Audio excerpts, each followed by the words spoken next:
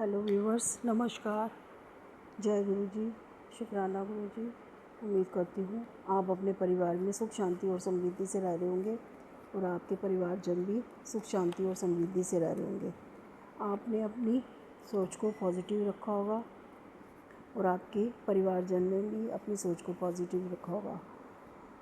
हमें अपनी लाइफ में आगे सर्वाइव करने के लिए अपनी सोच को पॉजिटिव ही रखना होता है। व्यूवर्स, ये एक जनरल रीडिंग है। आपसे जितनी रेनोवेट हो आप उतनी रख लीजिए, बाकी को छोड़ दीजिए। और मैं आपसे थैंक यू भी बोलना चाहती हूँ कि आप मेरी रीडिंग को देख रहे हैं, उसे लाइक शेयर और सब्सक्राइब कर रहे हैं और अपने कमेंट्स भी दे रहे हैं। प्लीज़ आप अपने कमेंट्स ऐसे ही देते रहिए जो मुझे मोटिवेट करते हैं और मुझे आपकी मोटिवेशन की बहुत ज़रूरत है। मैं ईश्वर से आपके स्वस्थ रहने की प्रार्थना करती हूँ और आपके फैमिली के भी स्वस्थ रहने की प्रार्थना करती हूँ। व्यूवर्स, आज हमारा टॉपिक है आपके अच्छे कर्मों का हिसाब होने जा रहा है कैसे। तो अब आपने जितने भी अपने पिछले जन्म में और इस जन्म में आपने अच्छे कर्म किए हैं, अब आपके अच्छे कर्मों का हिसाब होने जा रहा है। और क्या होने जा रहा है ये हम देखते हैं। ईश्वर हमें गाइड करें, अपनी गाइडेंस और अपनी ब्लेसिंग्स हमें दें आपके लिए और हमें बताएं कि आपके क्या अच्छे कर्म हैं और क्या आपके अच्छे कर्मों का आपको का हिसाब होने जा रहा है।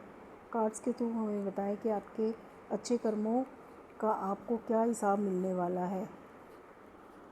तो हम देखते हैं कि हमारे कार्ड्स क्या आते हैं। इस डेक से हम सिर्फ 3 कार्ड्स लेंगे और देखते हैं कि क्या आता है। जय गुरु जी।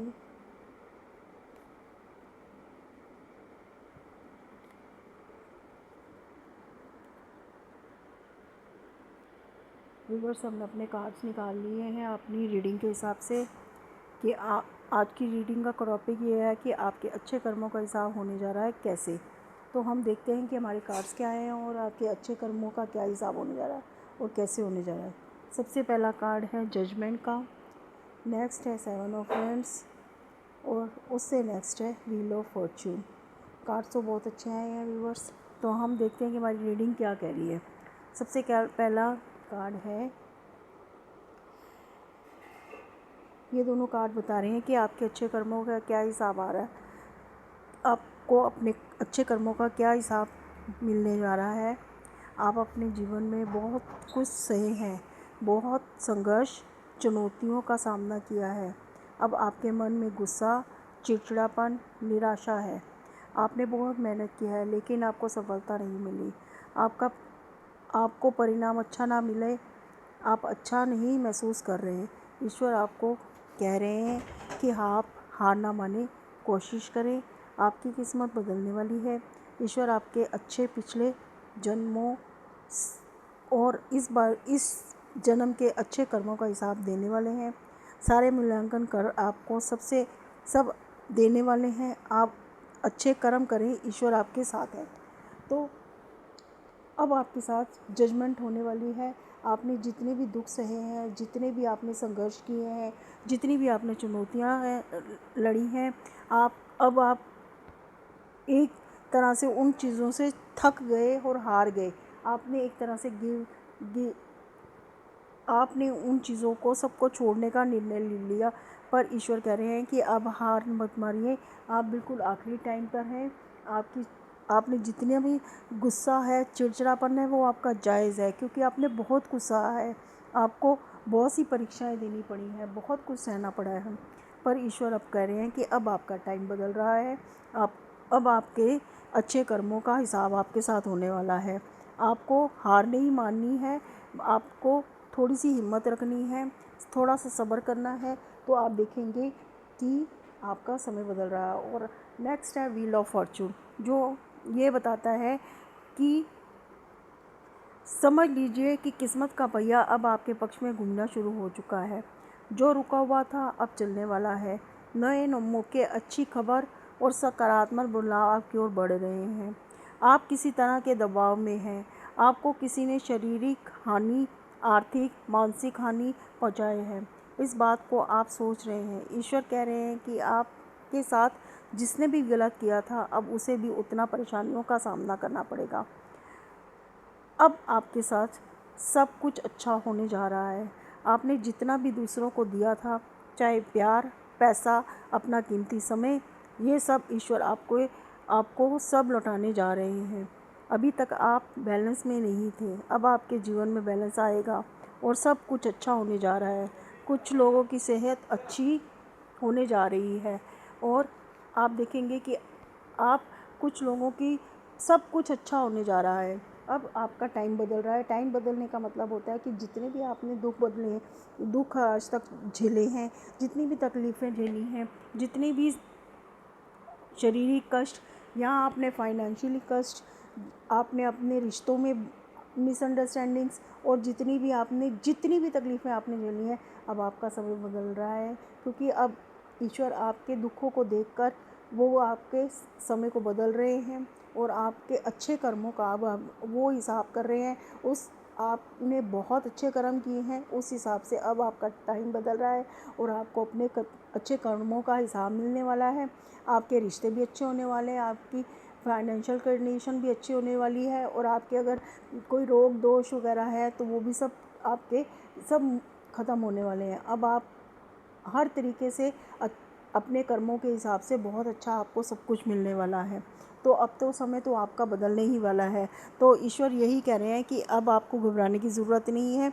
आपके जितने भी अच्छे कर्म हैं वो सब आपको कर्मों का हिसाब अब होने वाला है और आप हिम्मत मत हारिए, अपनी हिम्मत को बनाए रखिए और आप देखेंगे कि सब कुछ बदलने वाला है। ये थी आज की रीडिंग। अब है महादेव का संदेश।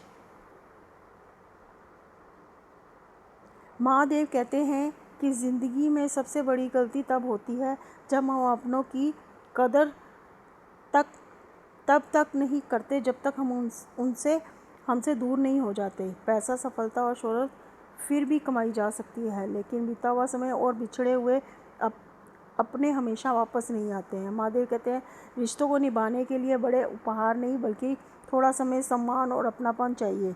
इसलिए अपने माता पिता, जीवन साथी, भाई बहन और सच्चे दोस्तों के साथ बिताए हुए हर पल की कदर करें और आज जो तुम्हारे साथ है वही तुम्हारी ज़िंदगी का सबसे बड़ी दौलत है। देर होने से पहले अपने रिश्तों को प्यार देना सीखो।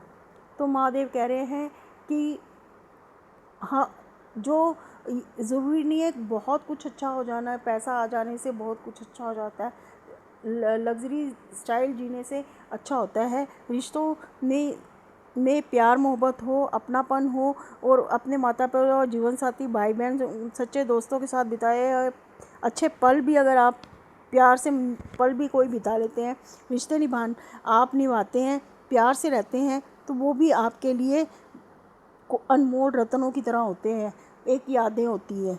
इसलिए ज़िंदगी रहते अपने रिश्तों की कदर कीजिए और उनको मान सम्मान दीजिए। महादेव कहते हैं कि ज़िंदगी में ऐसा समय भी आता है जब सब कुछ बिखरा हुआ लगता है, मेहनत के बाद भी सफलता नहीं मिलती, आपने अपने भी साथ छोड़ देते हैं, मन हार मानने लगता है। लेकिन याद रखो, सबसे अंधेरी रात के बाद भी सबसे सुनहरी सुबह होती है। महादेव कहते हैं जब तक तुम्हारे अंदर उम्मीद है, जिंदा है, तब तक तुम्हारी हार नहीं हुई है। अपने विश्वास को टूटने मत दो, अपने कर्मों को मत छोड़ो और धैर्य के साथ आगे बढ़ते रहो। ईश्वर हर उस इंसान के लिए सही समय ज़रूर लाते हैं जो सच्चे मन से कोशिश करता रहता है। हो सकता है कि तुम्हारी ज़िंदगी में सबसे खूबसूरत अध्याय अभी शुरू होना बाकी है। तो महादेव कहते हैं कि उम्मीद कभी भी नहीं छोड़नी चाहिए, अपने कर्मों के ऊपर विश्वास करना चाहिए। अगर आप अच्छे कर्म कर रहे हैं तो आपको उसका सिला भी अच्छा ही मिलेगा, और कोई बुरे कर्म करता है तो उसको अपने कर्मों का हिसाब देना ही पड़ता है। तो महादेव ये कहते हैं कि आपको कभी हार नहीं माननी है, अपने कर्मों के ऊपर विश्वास रखिए, ईश्वर में विश्वास रखिए। वो आपके लिए, अगर आप अच्छा चलते हैं, अपने कर्मों को साफ सुथरा रखते हैं, लोगों की मदद करते हैं और ईमानदारी से चलते हैं, तो आपको अपने अच्छे कर्मों का हिसाब आपको ज़रूर मिलेगा और बहुत अच्छा मिलेगा और आप जो चाहेंगे आपको सब कुछ मिलेगा। पर सब महादेव के वक्त के हिसाब से, उनका एक डिवाइन टाइम के हिसाब से। जल्दबाजी से कुछ नहीं होगा, सब्र तो रखना ही पड़ेगा। तो ये थी आज की रीडिंग, आपको कैसी लगी आप मुझे ज़रूर बताइएगा अपना कमेंट करके। धन्यवाद, थैंक यू, जय गुरु जी।